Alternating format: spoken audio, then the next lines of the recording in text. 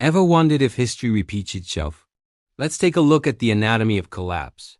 We begin in ancient Egypt, a kingdom of architectural marvels and divine kings. Their massive obelisks reach for the heavens, a testament to immense power.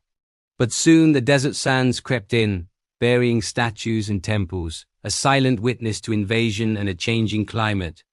Next, we journey to the Roman Empire at its zenith. The Colosseum stands packed with cheering crowds, and disciplined legions march in perfect unison, the very picture of order and strength. But look closer. The scene shifts to internal palace riots, to corruption rotting the empire from within, and barbarian tribes pouring across the Rhine. Rome had stretched itself too thin. Then, the vast grasslands of the Mongol Empire.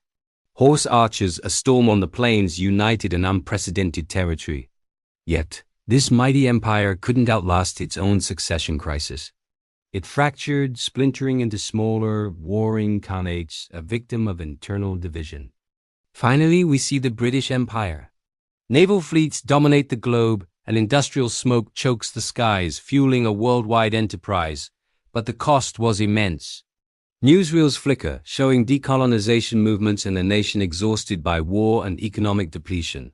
The empire on which the sun never set began to fade.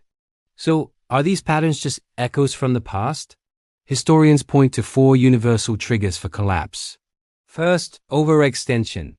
Just as Rome struggled to defend its vast borders, modern nations feel the strain of global supply chains and military commitments that stretch their budgets to the breaking point. Second, wealth inequality. Before their fall, empires like Rome saw wealth concentrate in the hands of a tiny elite, while the middle class disappeared.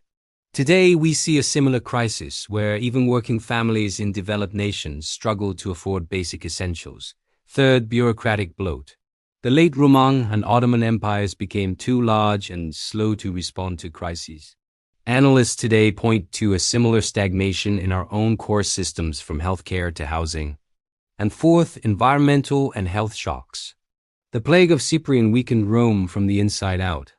We are still navigating the long-term economic and social echoes of the COVID-19 pandemic, alongside the escalating costs of a changing climate. As our journey ends, we look at a modern cityscape in 2025. Digital stock tickers flash erratically.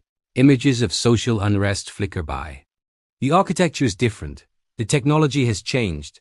But the pressures feel eerily familiar.